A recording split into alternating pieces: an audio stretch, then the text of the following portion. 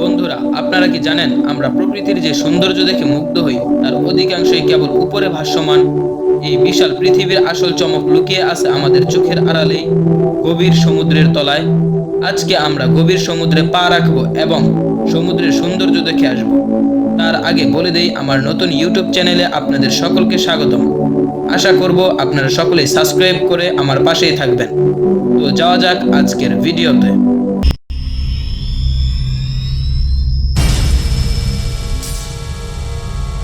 বন্ধুরা, আপনার চোখ যদি কোনোদিন জলের নিচে রঙের মেলা দেখতে চায়, তবে আপনার দেখতে হবে এই প্রবাল প্রাচীরগুলো। এইগুলো পৃথিবীর নিচে তৈরি হওয়া সব থেকে সুন্দর প্রাকৃতিক স্থাপত্য। মনে হবে যেন কোনো শিল্পী তার সমস্ত রং এইখানে ঢেলে দিয়েছে। এখানে দেখা যায় নানান রঙের মাছ যারা ঘুরে বেড়াচ্ছে প্রাকৃতিক স্থাপত্যের আশেপাশে। ভাবুন তো, আমরা সামান্য একটি পার্কে হাঁটার জন্য এত উত্তেজিত হই, অথচ প্রাকৃতিক এই মিউজিয়াম আমাদের কাছে আজও অজানা। তাছাড়া আপনি যখন দেখবেন আপনার পাশে নীল জলের মাঝে ভেসে বেড়াচ্ছে একদল সাদা ডলফিন, সে দৃশ্য কি ভাষায় বলা যায়? ডলফিন সমুদ্রের সবচেয়ে বুদ্ধিমান এবং বন্ধুত্বপূর্ণ প্রাণী।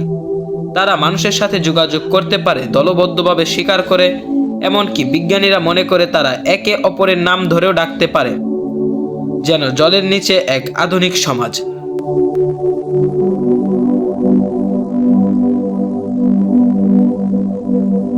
তবে ডলফিন নিয়ে সবচাইতে বড় প্রশ্ন হলো ডলফিনের ঘুম।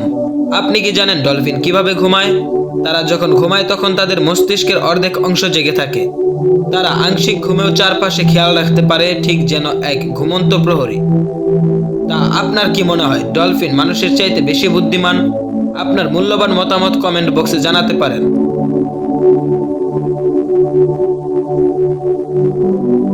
সব ভালোর পিছনেই কিছু সমস্যা থাকে, তেমনি সমুদ্রের সব সুন্দরের পিছনেও কিছু অসুন্দর লুকিয়ে আছে। তা হলো জাহাজের ধ্বংসাবশেষ। এই ধ্বংসাবশেষ শুধু কেবল লোহার স্তূপ নয়, এগুলো হলো ইতিহাসের নীরব সাক্ষী। প্রতিটি জাহাজের পিছনে আছে কোনো ভয়ঙ্কর ঝড়, দুঃসাহসিক অভিযান বা কোনো রহস্যময় যাত্রা। সময়ের সাথে সাথে এই ভাঙা কাঠামোগুলোতে গড়ে উঠেছে নতুন জীবন।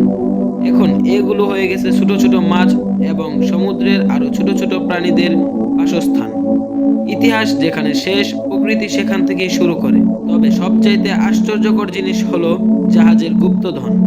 আপনার কি মনে হয় জাহাজে গুপ্তধন থাকতে পারে? তবে এই গুপ্তধন নিয়ে আমরা পরবর্তীতে আরেকটি ভিডিও তৈরি করব। সেই ভিডিওটি দেখতে চাইলে আমাদের পাশেই থাকুন এবং সুস্থ থাকুন, ভালো থাকুন। আমি আবারও বলে দিই, আপনারা যারা যারা এখন পর্যন্ত লাইক করেননি তারা লাইক করে দিন, যারা যারা সাবস্ক্রাইব করেননি তারা সাবস্ক্রাইব করে দিন।